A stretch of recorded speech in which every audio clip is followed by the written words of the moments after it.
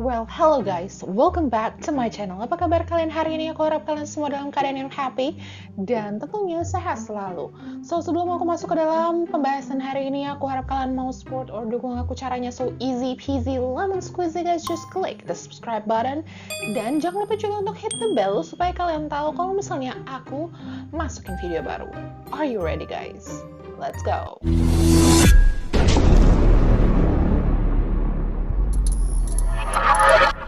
So, hari ini aku bakalan ngebahas sebuah kasus yang cukup miris ya bagi aku dan mungkin bagi kalian juga yang akan mendengar kasus ini.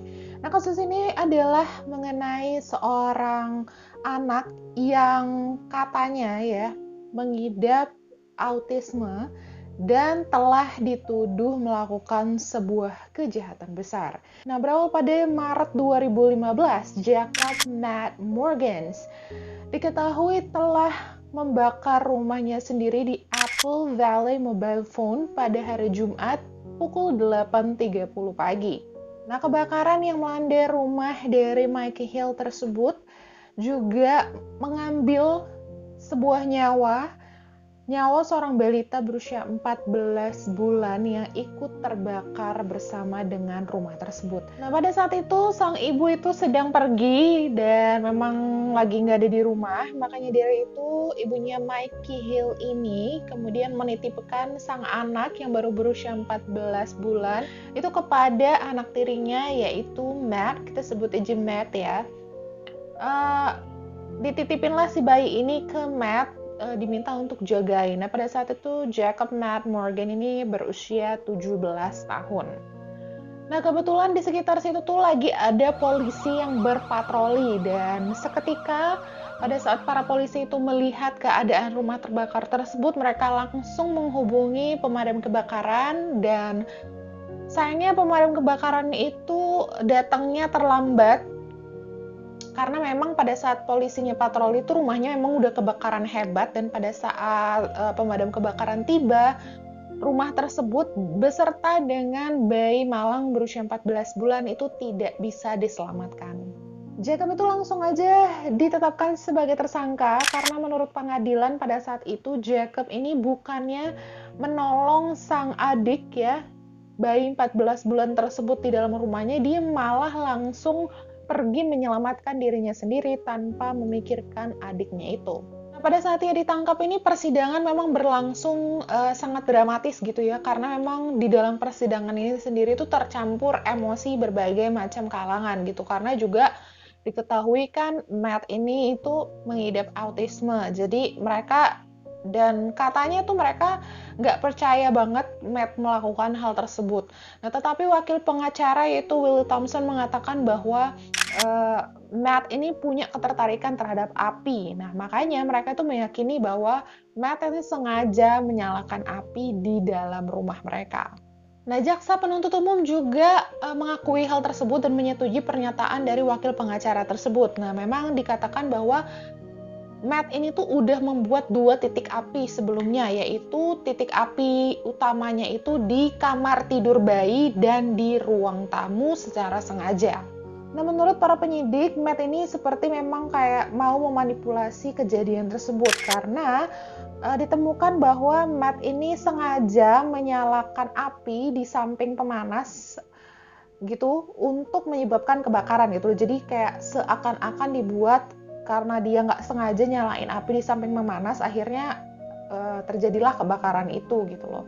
Dan kedua orang tuanya Matt juga dan saudara-saudara dan tetangga-tetangga yang dekat sama dia juga uh, menampik gitu loh sampai nggak percaya. Nah, Matt sendiri pun benar-benar bilang ke para penyidik, para pengacara di pengadilan tersebut bahwa dia itu tidak melakukan hal tersebut gitu. Dia tidak melakukan kejahatan yang dituduhkan pada dia dan orang tuanya juga tetangga-tetangganya juga percaya akan hal tersebut karena nggak mungkin gitu karena memang mereka kenalnya Matt ini adalah orang yang sangat care dan sangat sayang sama adiknya sendiri gitu. Nah, bahkan ibunya Matt ini sendiri pun sempat membuat petisi online di change.org.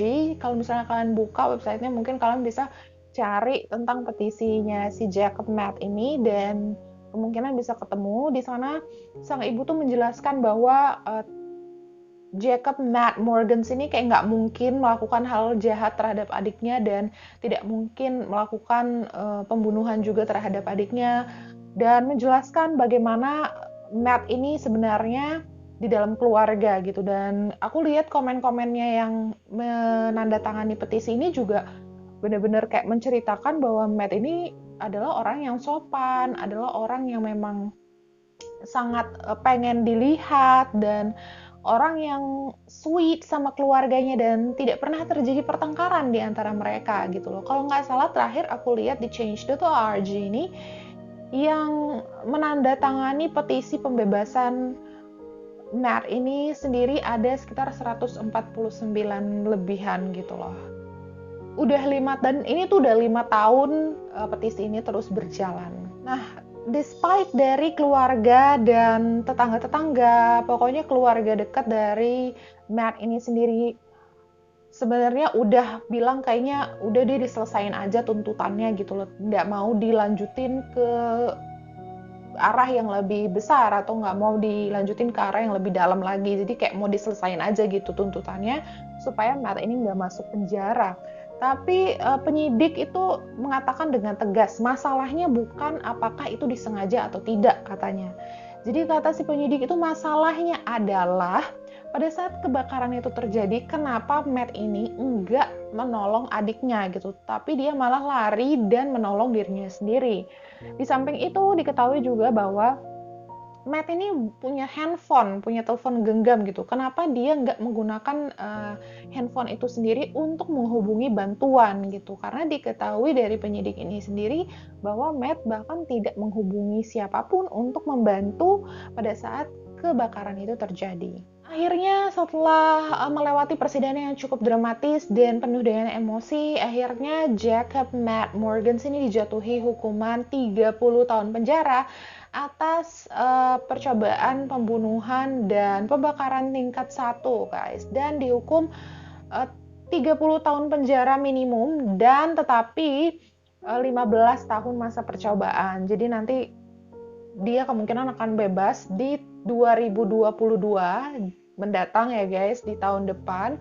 Tetapi kalau misalnya diketahui bahwa dia ternyata melakukan another kejahatan gitu, dia akan masuk lagi ke penjara. Jadi kayak ada masa probationnya atau percobaannya gitu.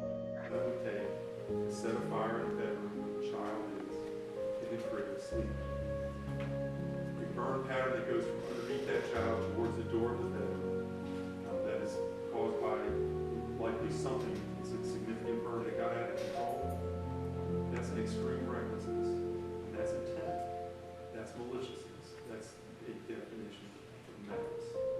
Also charge the individual with the found before general sessions court.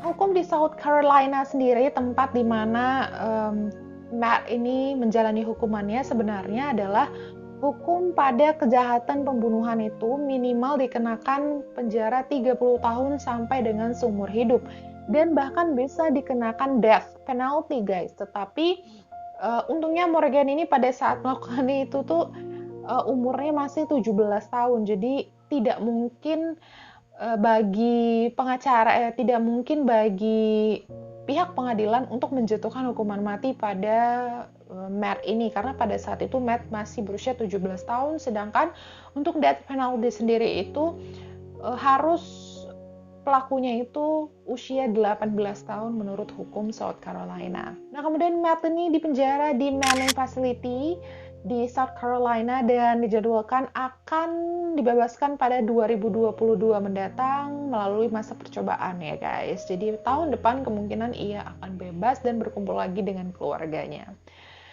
So, gimana menurut kalian tentang kasus ini? Nah, sebenarnya kasus ini sih sempat pernah jadi cukup viral beberapa waktu yang lalu pada saat ini terjadi gitu loh. Karena memang banyak pro dan kontra di antara kasus ini. Yang pertama karena adanya fakta bahwa Matt ini mengidap autisme, jadi itu akan mempengaruhi pastinya cara dia mengambil keputusan atau mempengaruhi bagaimana dia melihat suatu situasi, apalagi kalau memang katanya dia itu tertarik pada api. Jadi kemungkinan aja dia menganggap api itu malah bukan musuh gitu kan, api itu malah bukan sesuatu yang berbahaya bagi dia gitu, karena memang dia punya ketertarikan dengan itu gitu. Dan mungkin di pikirannya juga mungkin aja dia menganggap bahwa itu sesuatu yang justru menyenangkan bagi dirinya gitu loh, tergantung bagaimana kita melihatnya aja gitu. What people are hearing is what the prosecution says my son had. A fascination with fire brings people to think that he loved to set things on fire and watch them burn. That is not at all true. No, he's not severely autistic, no.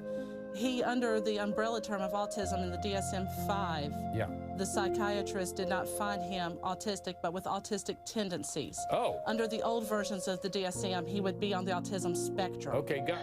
Tapi nggak sedikit juga orang-orang yang memang menyatakan bahwa kesalahan ya tetap aja kesalahan. Even dia ada menderita suatu penyakit atau apapun ya, kesalahan tetap aja kesalahan seperti yang dituntut oleh si penyidik ya kan, yang dengan tegas menyatakan bahwa bukan alasannya dia sengaja atau tidak gitu loh, tetapi apakah dia ingat gitu loh kalau adiknya itu ada di rumah dan dia justru memutuskan untuk menyelamatkan diri tanpa menolong si adiknya, mencoba menolong si adiknya ini. Itulah yang dijadikan pertimbangan kenapa Matt ini masuk ke dalam penjara dan dihukum selama 30 tahun gitu. So, kalau menurut aku sendiri, aku nggak bisa berkomentar dengan kasus ini, karena dari keluarganya sendiri pun memang mengatakan bahwa mereka sendiri pun nggak percaya gitu loh kalau Matt melakukan hal ini. Dan apalagi aku ngelihat petisi yang ada di salah satu website tadi, dan ibunya pun menceritakan gitu dengan ya cukup detail lah, kenapa mereka merasa bahwa Matt itu tidak pantas untuk berada di penjara gitu. Jadi seperti kayak dia tuh kehilangan anak satunya lagi dengan Matt ini berada di sana gitu. But other than that ya, aku merasa bahwa memang setiap kesalahan itu harus ada konsekuensinya dan memang harus dihukum sesuai dengan hukum yang berlaku gitu loh. Aku serahkan kepada kalian lagi sih mengenai kasus ini, gimana pendapat kalian mengenai hal ini. Apakah kalian setuju sama hukuman tersebut ya yang dijatuhkan kepada Matt, ataukah kalian juga jadi timnya keluarga dan orang-orang yang tidak menyetujui adanya hukuman tersebut dijatuhin sama Matt? Kalian boleh komen di bawah guys.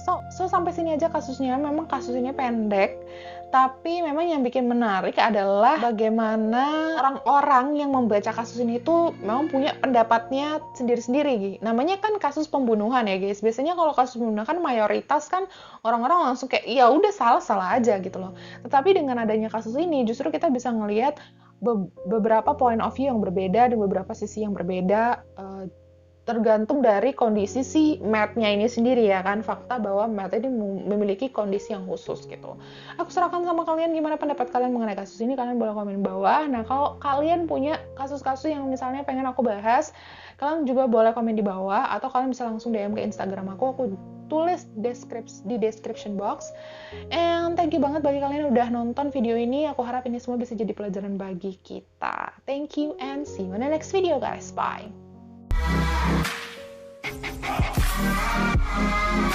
It's caught in the crossfire.